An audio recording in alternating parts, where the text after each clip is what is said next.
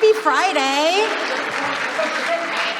No better way to spend a Friday night than with our favorite vampires.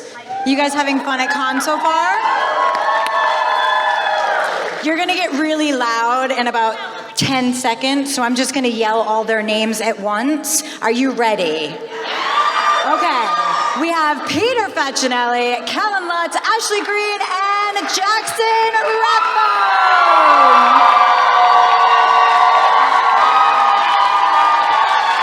Well, hello, beautiful people. Nope. You can sit in any chair you want, but you will find cards that I would like you to hold on to.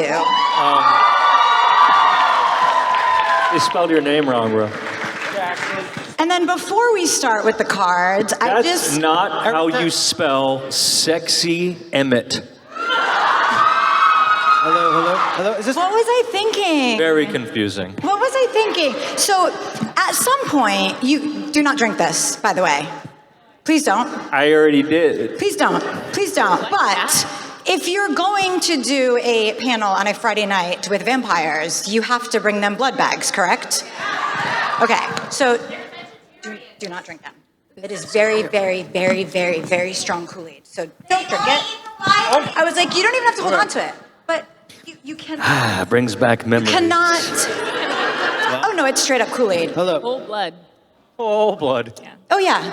Whole blood. One of you is universally a universal donor. Sure, I'm But- positive. Oh, this Okay. one's RH positive. Uh-oh. So you guys don't know this, but I have spent a bit of time with these gentlemen this year. Ashley and I just met for the first time today.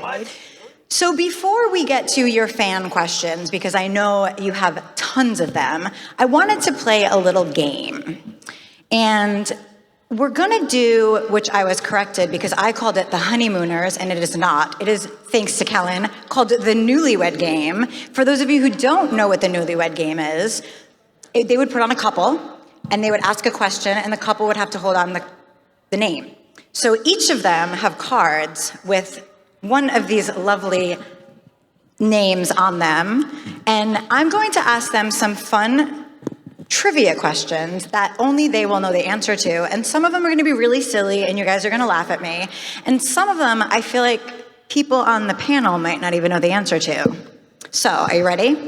I know. He didn't sound too enthused. You got it. So you guys all have a group text. In the group text, who uses the most emojis? Oh, wow. I feel like cheating. Can we None cheat? of you use emojis? I don't know. I think I use them. Kellan, you. It's this or I'll go Ashley.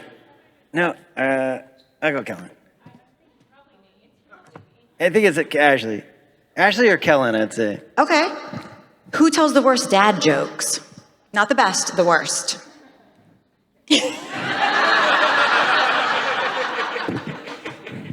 Yeah, you do. I got 350 years of dad jokes. So. So I learned this one in Colorado. Who did not want to participate in the cat class and wanted to take a bear class instead? That's the easy one. You guys can ask about that one after. Okay, my next question is, and this one I thought was really fun because I had to dig, and I'm going to thank Ashley for this question. Who on the cast is such a prankster that they called a fellow cast member in a movie and pretended they were a producer and told them they had to shave their head? Peter? Who'd you say had to shave their head? Jackson? No, it was Eddie? Who was it? Because I didn't get that to hear that part. Denali girl, what's her name? My head's spacing. When you're 350 years old, this happens. The blonde Denali, sister. What? Maggie Grace? Maggie Grace. Maggie Grace. Sorry, Maggie. I mean, that's kind of, I listened to your podcast this week because I was like obsessed with finding things that I as a fan didn't know because I've been a fan for so long, and that was a really fun one for me. Yeah. Okay, so my next question is, because I feel like this is the obvious answer everyone would guess, but I've been told it is not. Out of the four of you, who is the fittest? The fittest? You say the Fittest. fattest? Probably Ashley. That's, I mean, Ashley's Have still. you seen the amount of eggs this dude eats? She's been taking over right now. She's crushing it. You are. Ashley is You are. crushing You are definitely Have winning. you seen at this Ashley's so far. photos on her Instagram? I mean, Thirst trap. yeah. I don't know. I was busy looking at Paul. Yeah, Paul, her husband Yeah, too. Her husband. You and me I was like, both, oh, that guy. buddy. Handsome. Everyone's like, what is, who, that's him? I'm like, yeah, that's mine. Let's do the fattest. Let's do the fattest. Stop it. Stop it. That's just rude. You know, the you guys difference can between, line up. The difference between fit and It's fat not is just that, one it's letter. more to love. It was a hard word. I'm not going to lie Just to one say. letter is fit and fat, you know? And it not come across the other way. It was. You guys can line up on This either is a side. newlywed game. Yeah. It is. It's the Twilight Like we're like real newlywed old. game. To I think that it was a fun way to I get like it. facts that were different and something that maybe I didn't know a lot of those answers. I couldn't figure out a lot of them. I would never, I'm sorry, Peter, have guessed that you were the biggest prankster on set. I would have totally thought it was Jackson. Oh, yeah. that guy's crazy. What are you talking about? Were there any Have you other ever good seen pranks? Carlisle with a lampshade on his head? No? No, I'm kidding. I'm kidding. It's the fluorescence. Okay, so I have one last question before we get to the fan questions, and this one I also learned from Ashley. Oh. Who wrote a Dear Edward letter as their character in the film? Kellan, There's a love letter. see, you didn't even know that, Kellan. Alan didn't know that one. 50 Shades of Grey was a lot different back then.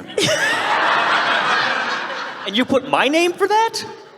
What made you do that? Because I think that's the funniest thing that I've learned. Well, no, the character letter I wrote to Rob wasn't a love letter. It was No, I know. It was what happened was Carlisle and Edward have like an interesting relationship, and so Rob was like sitting with me one day, and he said, you know, I don't know why we don't eat, people. Seems kind of weak to me. You know, it's just weird that we're just like eating, And I was like, no, it's actually a strong thing, because if you imagine yourself as a lion and you have to like resist all of your temptation to actually eat somebody, that takes a lot more strength.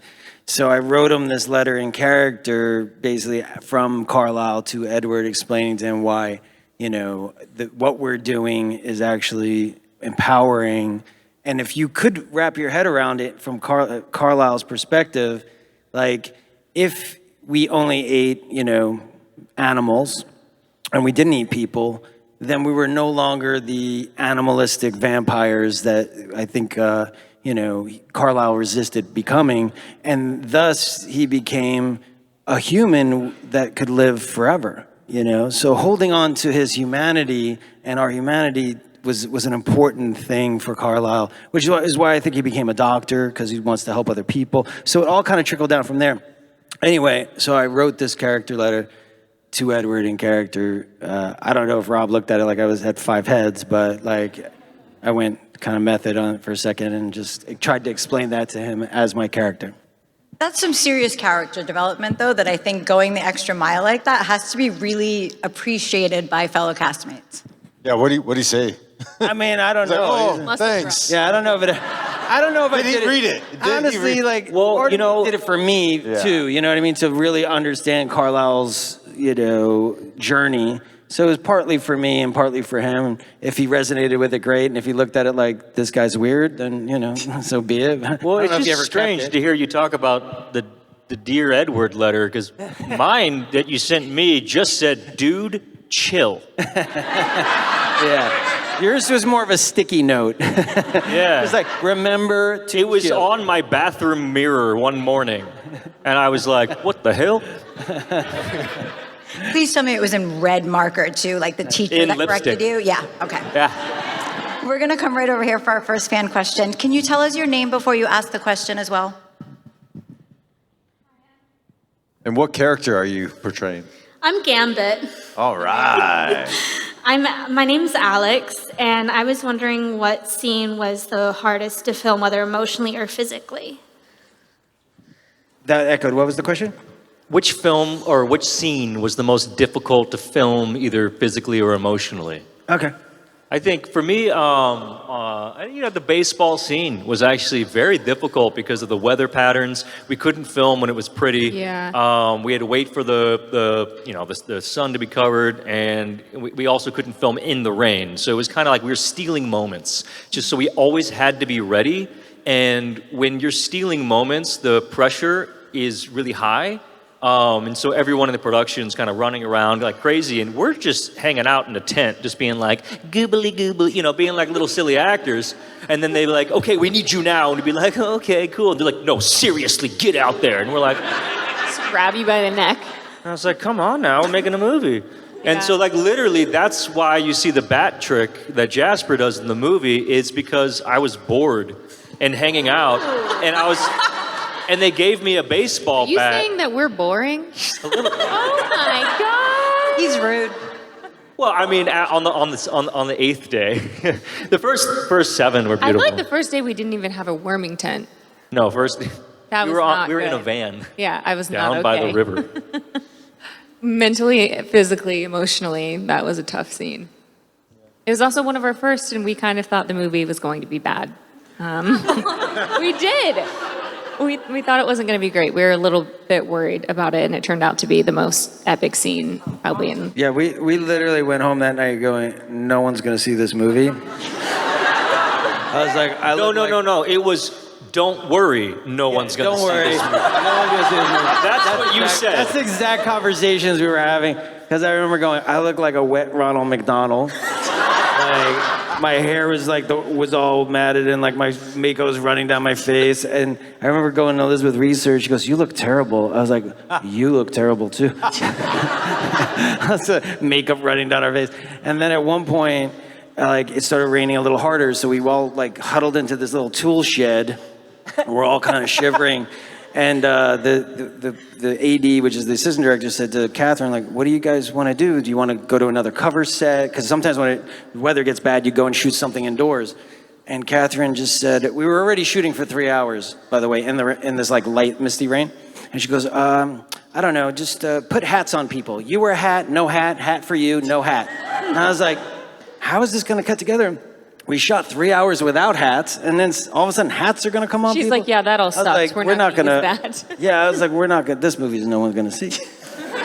We had no idea that she had this mastermind genius behind this, what she was doing, because she knew what she was doing, and we were sitting there going, I don't know. But when you see the scene, it's really seamless, and it looks great. Yeah. Thank you. It's one of my favorite scenes in the movie, I think if not my favorite, but it was really difficult to shoot because we rehearsed for a week before.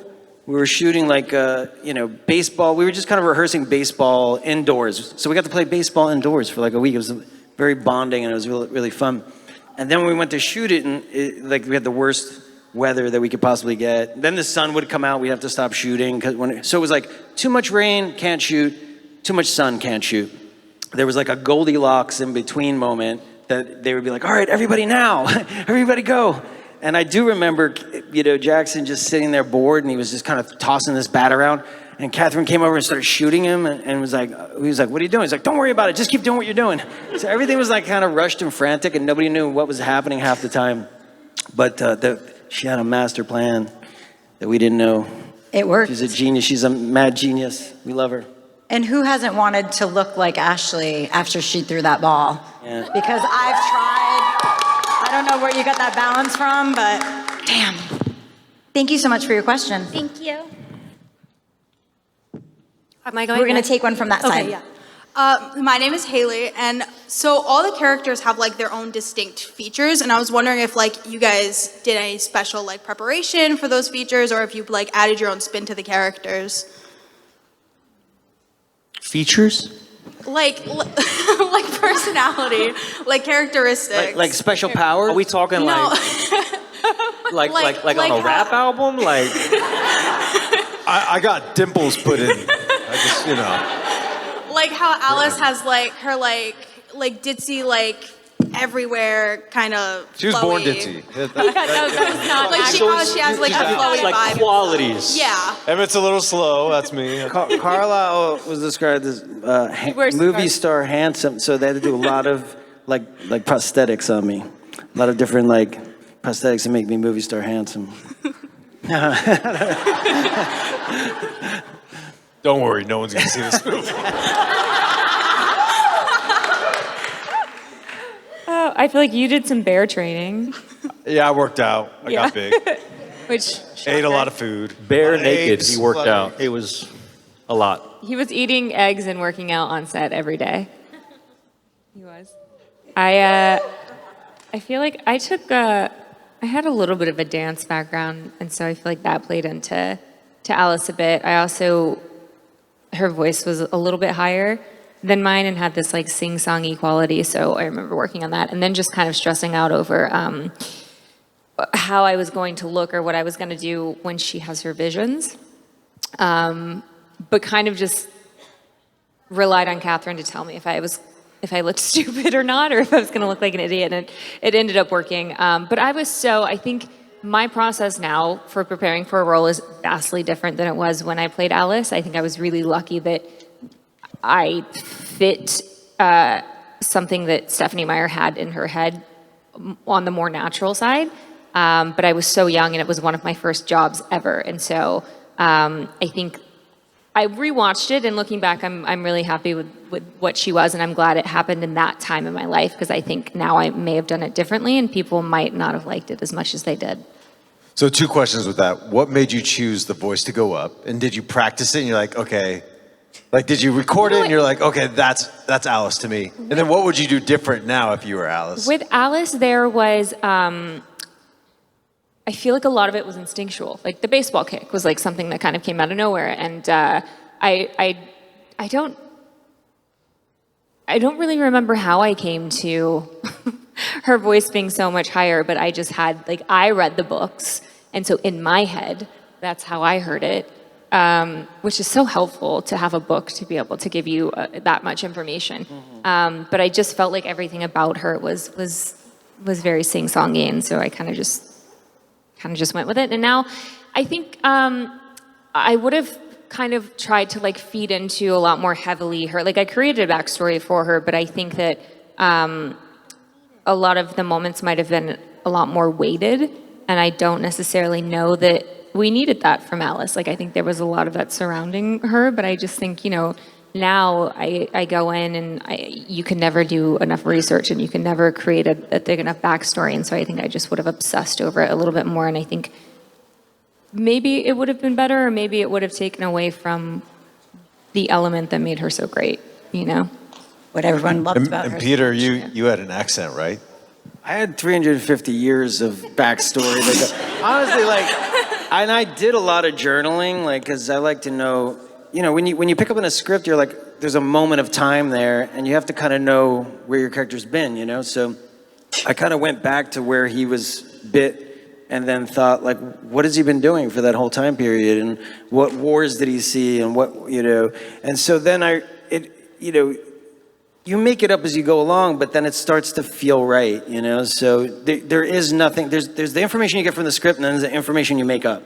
So when he when he goes from England to America, it was like the 1920s, and baseball was super popular back then. They had like Babe Ruth, it was like, and there's this famous moment when Babe Ruth, I don't know if you guys know this, like points a bat to center field and then hits the ball exactly where, and so I went to Catherine, I was like, it'd be cool in the baseball scene if he because I imagine that he was there for that game because he went to Chicago first, and maybe he watched that game and he saw it. And I said, maybe he always does that, like points the bat. And she was like, oh, I love that. And that informed her. And she created a camera move that starts on the bat and goes to my face. So stuff that I would create all of a sudden made her create. So it was like this co-creation.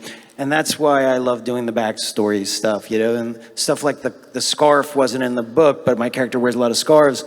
Because I went to her and I said, I feel like Carlisle's like this gentleman, and back in the 1800s they wore this ascot, and then maybe he was kind of afraid because his neck got bit, and he's kind of doesn't like to have it exposed, so he carries these scarves as kind of like this security blanket, and he it translates to like modern day scarves. And so she's like, great, and she kind of layered that in, so there's like stuff that you do that's in the book, and then there's stuff that you create. And then for Carlisle, my voice is kind of high, actually. So I kind of dropped it for Carlisle because I wanted it to be more like smooth and like buttery and feeling calm, you know.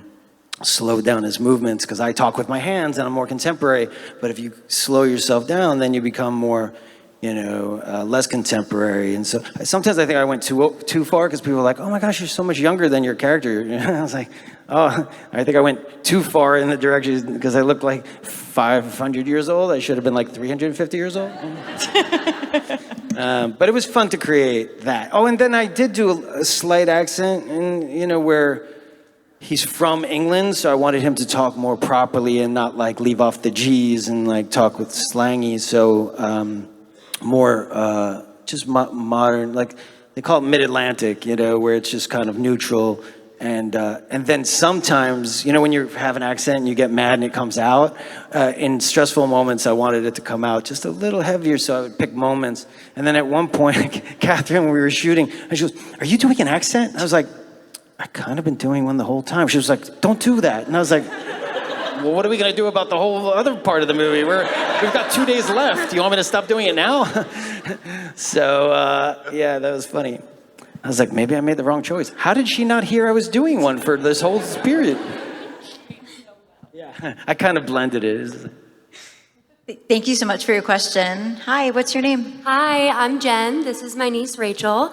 And we want to know what your favorite or the most fun scene to film was. The baseball scene. No, that's a lie. Mine was the fight sequence, for sure. It was one of my favorite things to film. I love, I also did martial arts growing up, and so that was really fun for me to be able to do and to work with the team on, and having Alice kick Aro in the face was, I feel like, an epic moment also. I feel like Alice got a lot of really epic moments where she kind of came in and had this really great impact. So yeah, that was certainly one of my favorite things to experience. Oh, it was fun getting to get a little glimpse of Jasper's backstory. That was a lot of fun for me. And the best part was, I grew up riding horses in Texas. And for the insurance for the film, for me to be on a horse, I had to go do a week of horseback riding. And on day one, the guy's like, wait, you know how to ride horses? And I'm like, yeah. And so he was like, what do you want to do? And I was like, I don't know, you want to go riding? And so me and this guy, like every day, we would just go ride up and down the mountains. He would tell me about his life. His name was Danny Virtue. He ran away from home when he was 8 years old and joined the circus. I know this guy's whole story. And that was my horseback riding training, is just learning about Danny. And it was great. At the end of the day, we'd go and his wife would make us some lunch, and we'd have like a little prairie lunch, and the car would come pick me up, and these guys were doing cat training or some bullshit. I don't know. Pardon my language. But anyway, it was a lot of fun. I loved doing that. And yeah. Not the baseball scene. No. That's okay. That was terrible. Kellan, do you have a most fun scene? The river. No. Arm wrestling. Arm wrestling was fun. I loved watching when we had to figure out how to run fast. Oh my Come here. If you were on set right now, you'd be in so much trouble. Let's answer it. We'll answer. No, we had to run really fast through the woods, so it was funny watching everyone try and run while being pulled by a truck on a treadmill while harnessed in. It was ridiculous. And like every day they'd pull one of us to go do it, and I'd be like, can I go watch? Because it was just so ridiculous. And you see it in the movie, it's funny. Thank you so much. Thank you. Hi, what did you do? You need a doctor? Oh, it's your costume. I was like, I thought you had a cast on, then I saw the other arm. I was like, what did you do? What's your character? Who did you hit? Sorry. I'm supposed to be Cora from season 4, where she's in Cora Alone, where she's like fighting the pit, you know. So, Nice. anyways, hi. Hi. I'm Serena, not Cora. Hi. My question for you. Actually, my sister wrote me a question that she wanted me to ask you, but I have a question as well. Her question was, That's okay, go ahead. Sorry. Her question was, was Alice secretly the villain because Alice. No. Next question. Those are fighting words. Wait.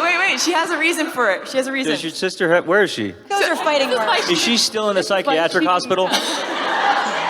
So her reasoning okay. behind it. Her Alice is a reasoning behind national it treasure. is because Alice, she didn't warn anybody that Bella would cut her finger at the birthday party, even though she had already predicted the entire party and to confirm that Bella would love the tress that Alice gives her. Do you know how difficult it is to throw a party? I mean, she was working for months to pick out the colors, to get all the little snacks. We don't eat human snacks. I mean, we eat human snacks. You lay off my girl, I swear to you. Thanks, honey.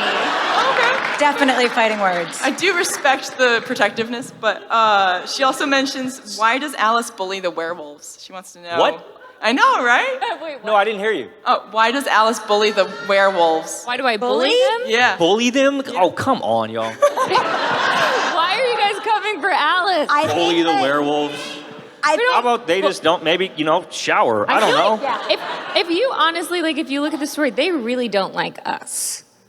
No, they don't. They don't like us at all, and they make it really clear. So I don't think that I'm bullying them. I just think that, if you're going to give it, you have to be willing to take it. Yeah. True. And I think that Alice is a truth sayer, so, she just speaks the truth.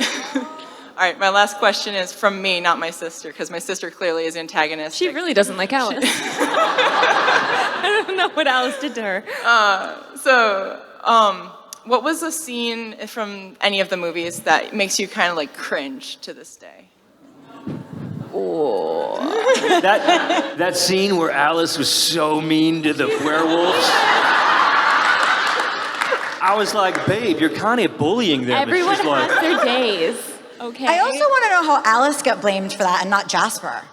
But because He had the control problem, not Alice. I'm just all right, saying. let's bring it all to Jasper. Well, The secret villain the whole time was Carlisle's scarf. That'll do it. Oh my God.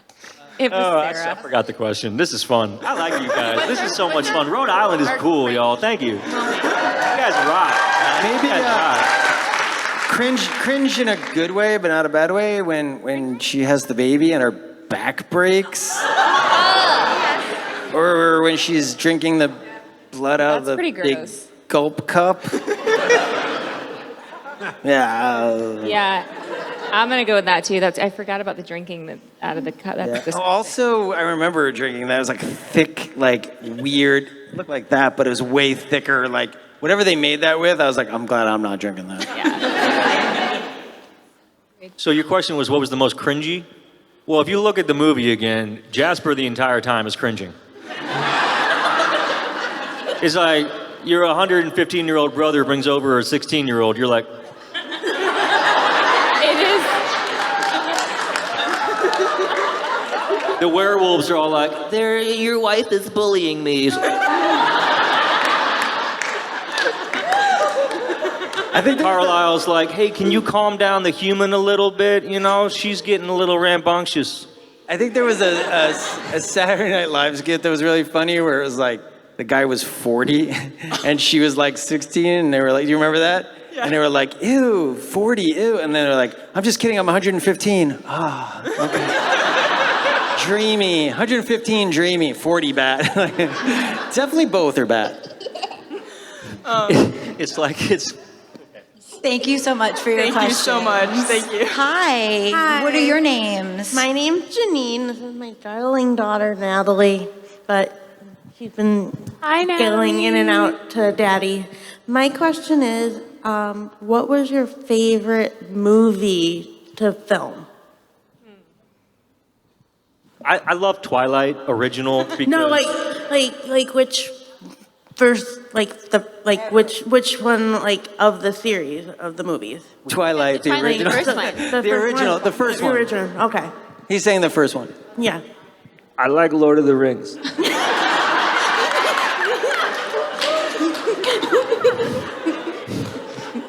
You're good. Is You're this good. the right panel? Yeah, you got it.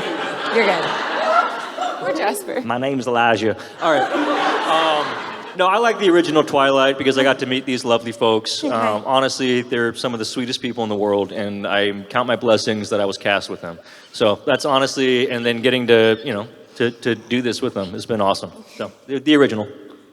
We like each other. Yeah, I think all of us, we've gotten this before, and I think all of us like the first one because it is such a nostalgic thing for us, and it's where we formed our bonds, and it's where it went from us going is anyone going to see this movie to going holy hell, are they? And we're going to make a lot more.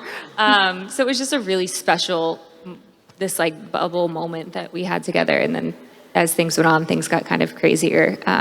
So yeah, Twilight. I like your hat. It's really cool. The yellow? I like it. Looking cool. Thank you. Look at this little dimple. Oh my God. Love a dimple. She only has that one dimple on one side. Aw. Thank you so much for your question. Thank you. I'll go Twilight too. I like the first one. Yeah. The sequel? No, Twilight also. It's a very confusing question. The OG first book Twilight, I like. Me like. Lord of the Rings. Got it. Had to. I'm sorry. I'm very sorry. Hello, Hi. my name is Finn, and I was wondering if you had a favorite line of dialogue from any of the movies, whether your own or somebody else's line. You kept me waiting long enough. Well, my apologies, ma'am. Yeah, I like that. this is a sweet one. I was going to go with It's the Fluorescence. I don't know why. It makes me giggle. Or This is the Skin of a Killer Bella. Oh, It's I think there's a lot of things or that... Spider Monkey. Spider Monkey's I love good. Spider Monkey. That was pretty funny, too. There goes my monkey man. There's so many fun asides, and there's so many fun moments, and what, honestly, to me, my favorite is how the fandom has taken these moments and ran with them. Y'all have so much fun. As you can see, we like to have fun. This is so cool to see that you guys are keeping the love alive, you're having the memes out there, you're having fun with it, because it's your story to play with. And you guys made it successful, and we really appreciate everything you guys have done. All right, these events, these Comic Cons, they're all about you guys, all right? We're here for you, all right? Because you guys have been there for us the whole time. So thank you guys very much. Thank you, guys. You guys rock. I like Spider Monkey. I'm going with Spider Monkey. Kellan, any favorite lines of dialogue from the film? Do it. I really loved the wedding speech. That was fun to do over there. And then, Emmett's a man of very few words, so anytime I got to say something and do something, there's also when I meet Bella and I'm waving the knife, it's also the little things you get to slide in there, which is really fun. One of my favorite moments happened just last con, actually. We were all taking a group photo, and we were like, all right, we were doing a Twilight pose, and Kellan gurred. He went, grr. I was like, do you just grr? She's like, you just went method on us? I just loved it. He still has a bear grr. Love it. Make him grr. If you take a photo with Kellan, when you take a photo with Kellan, and you must, make him grr. It's beautiful. I do have to ask, because Ashley kind of already touched on this, and I haven't stopped thinking about it since she said this. Would either one of you gentlemen have changed anything now about the way that you did your roles or played the character? Would you change anything now, or would you have kept it? Because now I can't stop thinking about that. Because you do, as you age, things change. We do things differently. But would you change anything? What would it be? I didn't know you could say no to wigs. Oh my God. I'm not lying. I literally was like, this is dumb. Why did they make you wear a wig? Because your hair's so great. It was the right length. It was for New Moon. They had to do it because I was doing Last Airbender. So I had the hair shaved on the side. Okay. And then they were like, let's just find the dumbest wig for you. How dare you shave your head on the side? We're going to give you the worst wig ever. They were mad at me, I think. But I honestly didn't know that there was an option to be like, hey, could we maybe find a better one? But it's cool, you know. Hey, that honestly was probably the most like me when I was in 8th grade. Is the wig in New Moon? It's like I didn't know what was happening. You know, puberty hit, curls everywhere. I was like this the whole time. You know? I just remember they had a person come in. Every movie they changed the hair department, and every time the hair department came in, they go, "Your hair was awful last movie. We're gonna fix that," and they would make it worse. It progressively got worse. But they always promised to make it better. The worst was in the second movie when the lady came. She goes, "The wig last movie was terrible." I was like, "That was my real hair." Like they dyed it. And that was my real. I actually think the Twilight one looked the best because it was my real hair.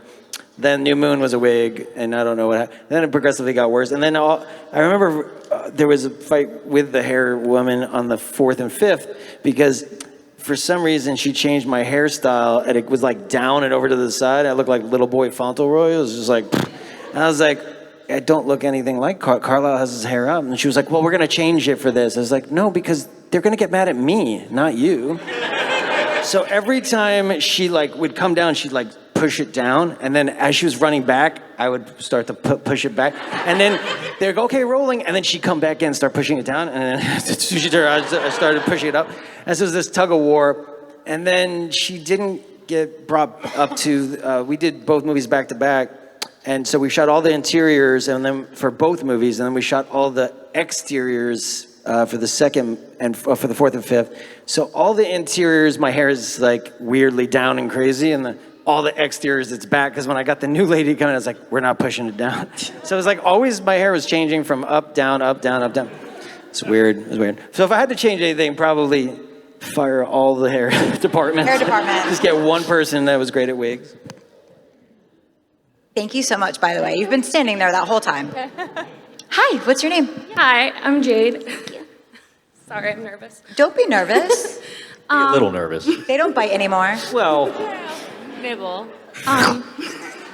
grr. What? Okay. During Breaking Dawn, you guys have so many guest stars, right? You mentioned Maggie Grace before, Noel Fisher. How was it with such a tight-knit cast, adding such a large ensemble cast to that? That's a great question. More the merrier. Yeah. It was sometimes not as easy. People are always asking, why didn't you hang out with this person more? But we did have a lot of very different schedules.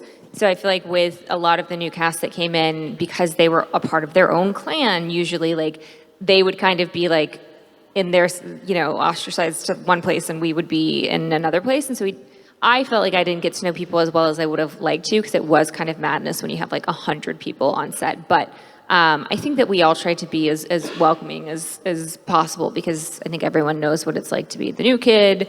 And we wanted people to feel good and be excited about being a part of the franchise. I felt like when we were working, they had off. And then sometimes when they were working, we had off, so it felt like the new group kind of was bonding. But we sometimes were able to bond with both. But the one big scene for the battle was really interesting because it was for 3 weeks we shot that scene, right? And so you had 50 people on one side and 50 people on another. And when you went to work, it was like the circus was in town because there was 100 trailers, generators. I was like, wow, it felt like it was the biggest event I've ever seen. We're just massive. And so it was this ginormous camp. So half the time you didn't know where anybody was, or when you were in makeup, there was so many makeup trailers. And then you'd get to this indoor arena, and it was kind of like this giant arena with green screen all the way 360 around. So we actually shot that battle sequence indoors in an arena, and they put down this paper, mesh paper, crumpled up. Looked like, when you put paper through a paper shredder? It was like that. And it was covered, blanketed through the whole arena. And there was all these particles in the air. We were like, is this safe? And they're like, oh yeah, it's totally non-toxic. And we go home, we blow our noses, and all this paper wads would come out and be like, I think we might die. I don't know what's going on. And so, but it was a lot of standing around because we would shoot pieces. So they'd shoot this 4 or 5 people here, 4 or 5 people there, 4 or 5 people. And so we only had a certain amount of dialogue. And if you can imagine standing around for 2 weeks, whereas like one person would say something, and then another person would say something, and then somebody would say something all the way over there, but you couldn't even really hear what they said, and then you would say something. And so by the time it got to your line, I was like, where are we? Like, so I had one line in that whole thing, and all I had to say is, she's not an immortal. That's all I had to say. And it's kind of embarrassing because I screwed it up. Like, here's like 100 cast members, and like, you know, I've done all these movies, and then everybody's doing their thing, coming in, nailing every line. And finally, they're like, we're gonna move to your section today. Oh, great, thank God. So they come, line, line, line, line, line. And I was just like, I don't even know where we're on this. Oh, I think it's my turn. She's an immortal. No, I go, she's mortal. I mean, not mortal, immortal. She's an immortal. She's not mortal at all. She's an immortal. And like, I totally screwed the line up. And then everybody started laughing. So it was like, really deflating. I don't know why, that made me think of like, what if Steve Carell had played Carlisle? That was the moment. That was Steve Carell. You just like, nailed all it. I had to say was, she's not an immortal. And I go, she's mortal, not mortal, immortal. She's not mortal.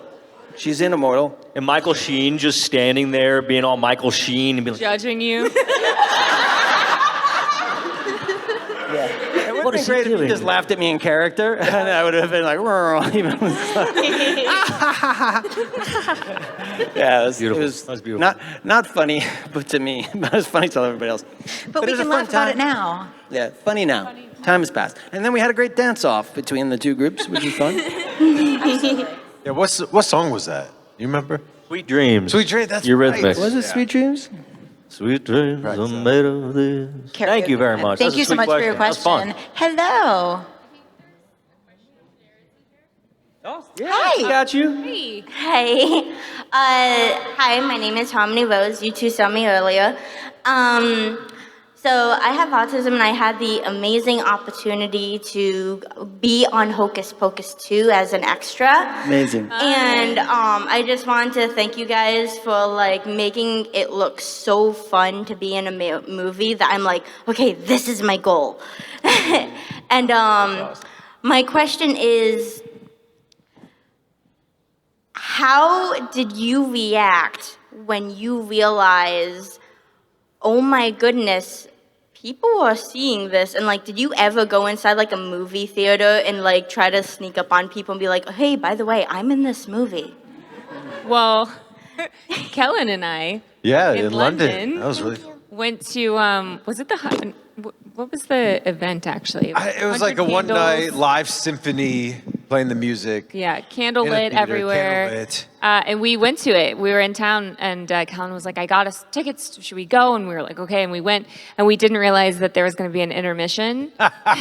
So in lights the middle, go on, and we're so like, the lights all come up, and everyone was like, what are you guys doing here? And we were like in the middle of the crowd. But it was actually a really fun moment. Yeah. It was really fun watching the first movie again with such a large audience, right? Because Twilight comes on Netflix or TV all the time, and you watch it, or you know, when we have movies of our own that come out, it's not the same as watching it in a theater with 1,000 people or 100 people. But that was just like so much fun seeing so many cringe-worthy scenes, right? Like Rob in the chemistry class. Oh my God. You know, but you have everyone laughing or hooting and hollering when we're coming in to the high school lunchroom. It's Oh my like, gosh, this scene, well, when he gets his head ripped off, I think that was like the most Yeah. insane Oh, yeah. experience to be in a theater with thousands of people and seeing how angry they got about that. I've talked to a fan once who said they left because they were so angry, and then didn't know for like 3 years. Because they were so angry, they like didn't want to talk about it. And then they were like, it was on TV once, and I just happened to catch it, and they were like, huh? I was like, so no one told you? She goes, I refuse to talk to anybody about it. So for like 3 years, they carried around I died and like just wrote the movie off. I was like, wow, that's a long time. No spoiler alert. I want to thank you guys so much. I'm being told that we have to wrap up. I'm so sorry. We have to get the panel in for the next room. So first of all, thank you guys so much for coming out and seeing these amazing people. Thank you for being Twilight fans like me, because you guys make this possible. And thank you guys, because it's been a really fun year, and I have had a pleasure meeting you all now and working with you. So make sure you go by their tables, stop by, say hello, and enjoy the rest of your weekend. Thank you, Rhode Island. You guys are amazing, honestly. Remember, this weekend is about you guys. Have fun. Enjoy yourselves.